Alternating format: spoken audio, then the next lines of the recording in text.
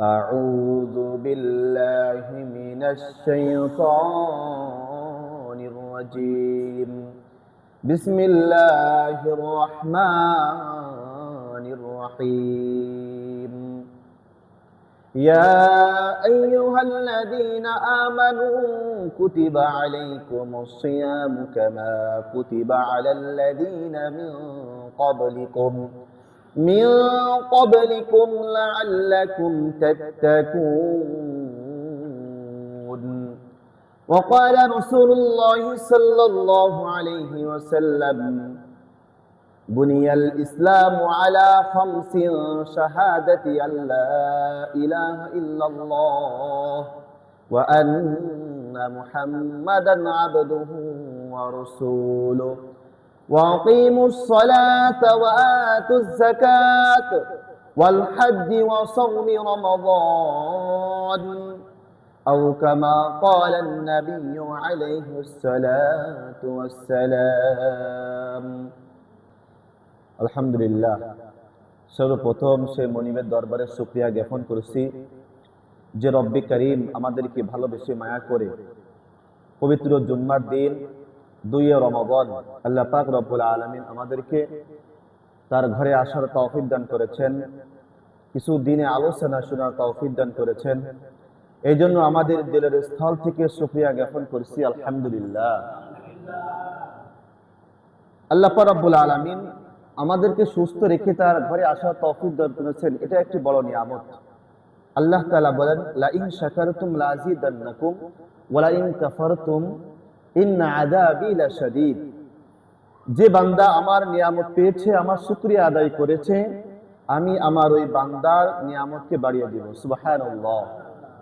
যে বান্দা আমার নিয়ামত পেয়েছে কিন্তু আমার শুকরগুজার করে নাই, আমার শুকরিয়া আদায় করে নাই, আমি আমার ওই বান্দার যে নিয়ামত আমি দিয়েছিলাম ওই নিয়ামতটা আমি ছিনিয়ে নিব, নিয়ে শুধু ক্ষান্ত হবেন নাই, এবং আল্লাহ পাক রব্বুল আলামিন কঠিন আযাবের থেকে গ্রেফতার করবেন, নিক্ষেপ করবেন।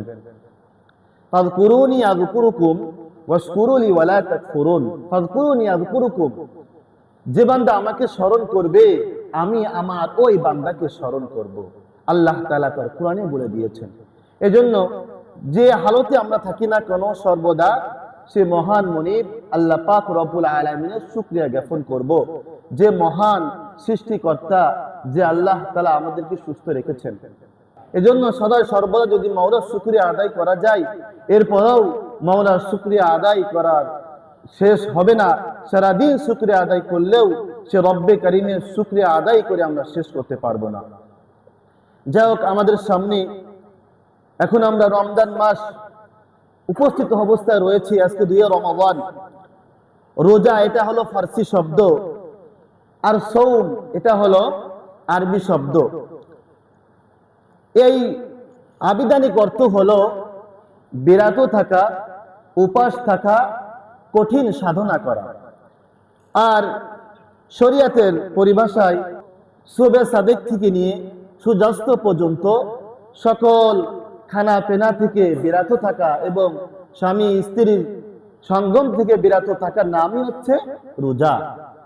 সর্বপ্রথম আমি যে হাদিসটা আপনাদের সামনে তেলাওয়াত করেছি, পাঠ করেছি, বুনিয়াল ইসলামু আলা 5 শাহাদাতি আল্লা ইলাহা ইল্লাল্লাহ ওয়া আন্না মুহাম্মাদান আবদুহু ওয়া রাসূলুহু ওয়া আকিমুস সালাতা ওয়া আতুজ যাকাতা ওয়াল হজ্জ ওয়া সাওমি রমাদান। বুনিয়াল ইসলামু আলা 5, ইসলামের মূল ভিত্তি 5টি, ইসলামের মূল খুঁটি হলো 5টি। বলেন কয়টি? 5টি। সর্বপ্রথম কালিমা লা, দ্বিতীয় স্তর হচ্ছে নামাজ, এরপর হলো যাকাত, এরপর হলো হজ, এরপর হচ্ছে রোজা।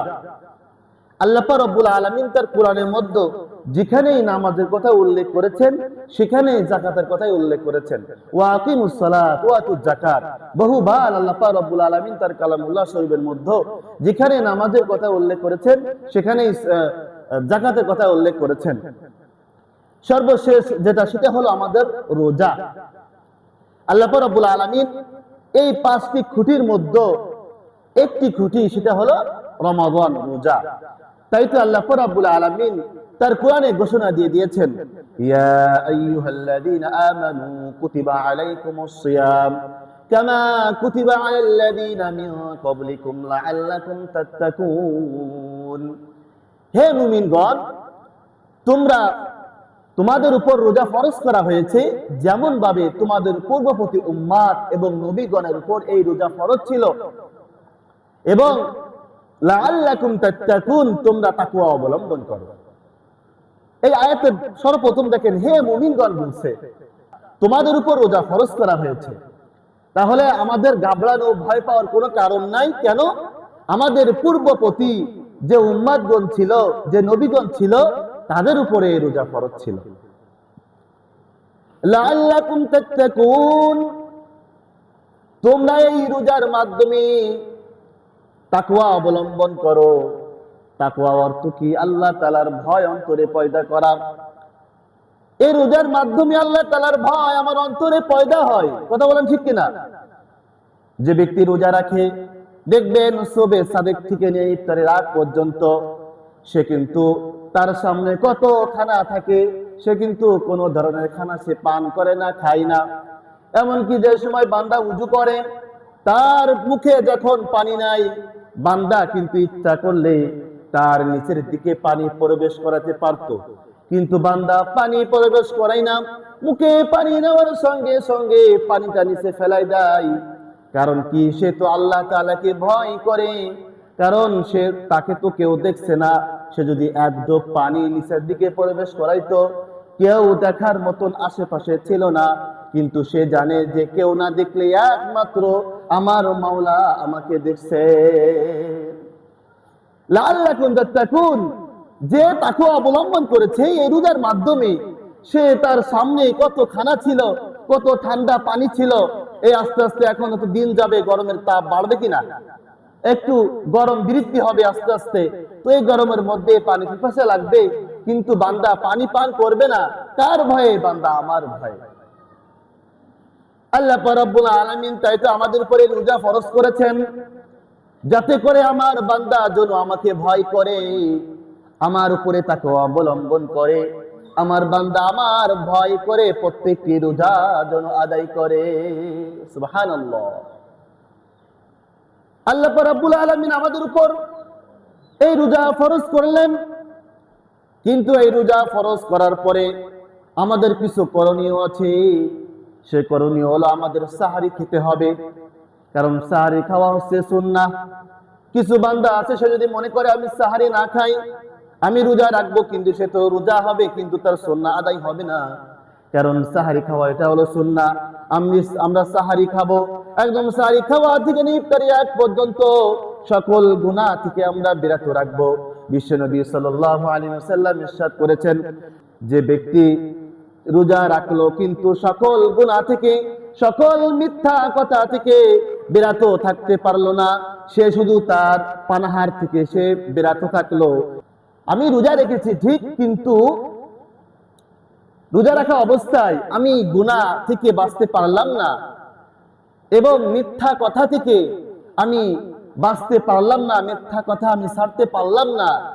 বিশ্বনবী সাল্লাল্লাহু আলাইহি ওয়াসাল্লাম বলেন, শুধু উপাস থেকেছে, না খেয়ে থেকেছে, কিন্তু তার রোজা আল্লাহ তাআলা কবুল করবেন না।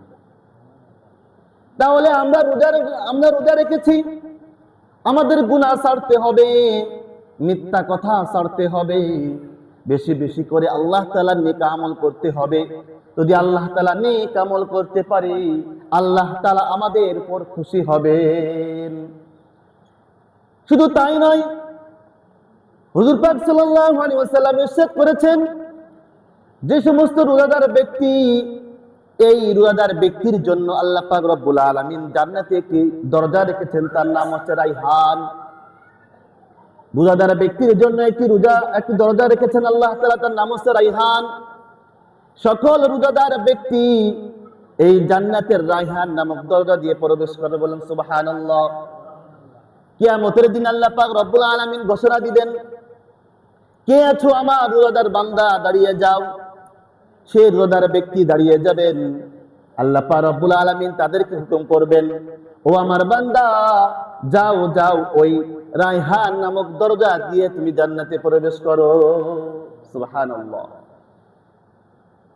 এই রোজা যে ব্যক্তি রাখবে, তার জন্য আল্লাহ পাক রব্বুল আলামিন জান্নাতের মধ্যে রায়হান নামক দরজা দিয়ে তাকে প্রবেশ করাবেন। যে বান্দা যখন ইফতারি করে যেমন খুশি হয়, কিয়ামতের দিন আমি আমার বান্দার সাথে আমি সাক্ষাৎ করব, দিদার লাভ করব। কিয়ামতের দিন সব থেকে বান্দার একটা আফসোস থাকবে যে মাওলাকে দেখা, যে মাওলার আমি ইবাদত করেছি, যে মাওলার ইবাদতে আমি মশগুল ছিলাম, সে মাওলাকে আমি একবার দেখব। দেখার জন্য জান্নাতি বান্দাকে যখন জান্নাতি দেওয়া হবে, আল্লাহ পাক রব্বুল আলামিন তাদেরকে প্রশ্ন করবে, ও আমার জান্নাতি বান্দা, তোমাকে তো আমি জান্নাতের ফয়সালা দিয়ে দিয়েছি, তোমার কি আর কোনো চাওয়া পাওয়া আছে? তখন সে বান্দা বলবে, আল্লাহ, আমি যাকে ইবাদত করলাম, যে মাওলার ইবাদত করলাম, ইবাদত করার কারণে আমি যে জান্নাতি বান্দা হিসাবে কবুল হয়েছি, কিন্তু সেই মাওলাকে আমি একবার না দেখে আমি জান্নাতে যাব না। সুবহানাল্লাহ। প্রত্যেক জান্নাতি বান্দাদের একটি আশা থাকবে যে আমি আমার মাওলাকে দেখব, আমি যে আমার মাওলাকে ইবাদত করেছি, আমি আমার সেই মাওলাকে এক নজর না দেখে আমি জান্নাতে যাব না। আল্লাহ রাব্বুল আলামিন তখন বলবেন, দাও সকল পর্দা সরিয়ে দাও, আমি আমার নেককার বান্দার সঙ্গে আমি আমার জান্নাতি বান্দাদের সাথে আমি সাক্ষাৎ করব। যখন আল্লাহ তাআলা সকল পর্দাকে সরিয়ে দিবেন, বান্দা যখন তার মাওলাকে দেখবেন, এমন ভাবে দেখবেন, তার দেখা এমন ভাবে দেখতে থাকবে। যখন আল্লাহ তাআলা বলবেন, যাও বান্দা তুমি জান্নাতে চলে যাও, তোমার দেখা শেষ, সে বলবে, আল্লাহ আমি জান্নাত চাই না, আমি আপনাকে দেখতে চাই বাকিটা জীবন। সুবহানাল্লাহ। তাহলে আমার আল্লাহ কত সুন্দর। জান্নাত এত নাজ নিয়ামত, তার ভিতরে সে যাবে না, সে বলছে আমি জান্নাতে যেতে চাই না, ও মাওলা আমি আপনাকে দেখতে চাই। তাহলে সে রব্বি কারীম কত সুন্দর। বুখারী শরীফের 37 নম্বর হাদিস, আবু হুরায়রা রাদিয়াল্লাহু তাআলা আনহু থেকে বর্ণিত, বিশ্বনবী সাল্লাল্লাহু আলাইহি ওয়াসাল্লাম ইরশাদ করেছেন, যে বান্দা ঈমানের সাথে সওয়াবের আশায় রোজা রাখবে, আল্লাহ পাক রব্বুল আলামিন তার অতীতের গুনাহ, তার পিছনের গুনাহ maaf করে দিবেন। সুবহানাল্লাহ। এই বুখারী শরীফের হাদিসে বর্ণনা আসছে যে বিশ্বনবী সাল্লাল্লাহু আলাইহি ওয়াসাল্লাম ইরশাদ করেছেন, যে ব্যক্তি শুধুমাত্র ঈমানের সাথে সওয়াবের আশায় এই রোজা রাখবে, আল্লাহ পাক রব্বুল আলামিন তার পিছনের সমস্ত গুনাহ maaf করে দিবেন। সুবহানাল্লাহ। কিন্তু শর্ত হলো চারটা। কয়টা শর্ত? চারটা শর্ত। এক নাম্বার হলো পরিপূর্ণ ঈমানের সাথে রোজা রাখতে হবে। দুই নাম্বার হলো শুধুমাত্র কেবলমাত্র আল্লাহ তাআলাকে সন্তুষ্টের উদ্দেশ্যে রোজা রাখতে হবে। তিন নাম্বার সওয়াবের আশায় রোজা রাখতে হবে। চার নাম্বার হলো খালেস নিয়াত তথা বিশুদ্ধ নিয়াতে রোজা রাখতে হবে। তাহলে আল্লাহ পাক রব্বুল আলামিন সে বান্দার পিছনের সমস্ত গুনাহ maaf করে দিবেন। সুবহানাল্লাহ। এবার দেখেন, যে বান্দা রোজা রাখবে না তার শাস্তি কেমন হবে? বিশ্বনবী সাল্লাল্লাহু আলাইহি ওয়াসাল্লাম ঘুমিয়েছিলেন। দুইজন ব্যক্তি এসে বিশ্বনবী সাল্লাল্লাহু আলাইহি ওয়াসাল্লামের দুই হাত ধরে জাগ্রত করলেন। বিশ্বনবী সাল্লাল্লাহু আলাইহি ওয়াসাল্লাম স্বপ্নের মধ্যে দেখতেছেন। করানোর পরে বিশ্বনবীকে বললেন, তুমি চলো। বিশ্বনবী বললেন, আমি কোথায় যাব? বিশ্বনবী সাল্লাল্লাহু আলাইহি ওয়াসাল্লামকে এই উত্তরে বলেন, দুই ব্যক্তি বলেন, চলেন আমরা যেখানে যাই আপনিও সেখানে যাবেন। বিশ্বনবী সাল্লাল্লাহু আলাইহি ওয়াসাল্লামকে একটি পাহাড়ের নিচে নেওয়া হলো। যখন ওই পাহাড়ের মধ্যবর্তী স্থানে যখন ওঠার কথা বলা হলো, বিশ্বনবী সাল্লাল্লাহু আলাইহি ওয়াসাল্লাম বলেন, আমি তো উঠতে পারি না। ওই দুই ব্যক্তি বলল, আমরা আপনাকে সাহায্য করব। বিশ্বনবীর দুই হাত ধরে উপরের দিকে উঠাইলেন। মধ্যবর্তী স্থানে যখন নিলেন, তখন দেখলেন, যখন এমন একটি আওয়াজ শুনতে পেলেন, বিশ্বনবী সাল্লাল্লাহু আলাইহি ওয়াসাল্লাম প্রশ্ন করলেন, এই ব্যক্তিদের কিসের আওয়াজ? এই জাহান্নামী ব্যক্তিদের এটা আওয়াজ। এরপরে বিশ্বনবী সাল্লাল্লাহু আলাইহি ওয়াসাল্লামকে আরো উপরে উঠানো হলো। যখন ওই পাহাড়ের উপরে উঠানো হলো, দেখলো এক দল ব্যক্তিকে দুইটা হাত নিচের দিকে দিয়ে, পা দুইটা বেঁধে উপর দিকে দিয়ে ঝুলায় রেখেছে এবং তাদেরকে করাত দিয়ে গাল এভাবে ফাড়ানো হচ্ছে, চেরা হচ্ছে। তখন বিশ্বনবী সাল্লাল্লাহু আলাইহি ওয়াসাল্লাম প্রশ্ন করলেন, এ কারা? বললেন, হচ্ছে ওই সকল ব্যক্তি যারা রোজা রেখেছে কিন্তু ইফতারের আগে ইচ্ছাকৃতভাবে খানা খেয়েছে। ইফতারের আগে তারা তাদের সামনে খানা এসেছে এবং তারা খানা খেয়েছে। ওই সকল ব্যক্তি যারা সমর্থ রাখার শর্তেও তারা রোজা রাখতো না। তাহলে যে ব্যক্তি রোজা রাখবে না, তার সামর্থ্য আছে, শক্তি আছে, সে ব্যক্তির জন্য এই হচ্ছে তার শাস্তি। তার শাস্তি হলো কি, পা দুইটা বেঁধে উপর দিকে ঝুলাই দিয়ে, এইভাবে নিচের দিকে দুই ফেরেশতা করাত দিয়ে এইভাবে তার ঠোঁট কাটতে থাকবে, ছিঁড়তে থাকবে। যে ব্যক্তি রোজা রাখবে না, তার শাস্তি হলো এইটা। এবং হুজুর পাক সাল্লাল্লাহু আলাইহি ওয়াসাল্লাম প্রশ্ন করলেন যে এই শাস্তি ছাড়া কি আরো কোনো শাস্তি আছে? ওই যে ব্যক্তি উত্তরে বললেন, ইয়া রাসূলুল্লাহ সাল্লাল্লাহু আলাইহি ওয়াসাল্লাম, এ তো নিম্ন শাস্তি, এর থেকে আরো কঠিন শাস্তি আল্লাহ তাআলা তার বান্দার জন্য রেখে দিয়েছেন। তাহলে রোজা ত্যাগ করা যাবে? যতই কষ্ট হোক না কেন আমরা রোজা রাখবো। খবরদার কোন ক্রমে আমরা একটি রোজা কায়দা করব না, খবরদার খবরদার। বিশ্বনবী সাল্লাল্লাহু আলাইহি ওয়াসাল্লাম ইরশাদ করেছেন, রমজানুল মাস যখন শুরু হয় তখন আসমানের সকল দরজা খুলে দেওয়া হয়, সুবহানাল্লাহ, আর জাহান্নামের দরজাগুলো বন্ধ করে দেওয়া হয়, আর সকল শয়তানদেরকে শিকল দিয়ে সুন্দর করে আবদ্ধ করা হয়।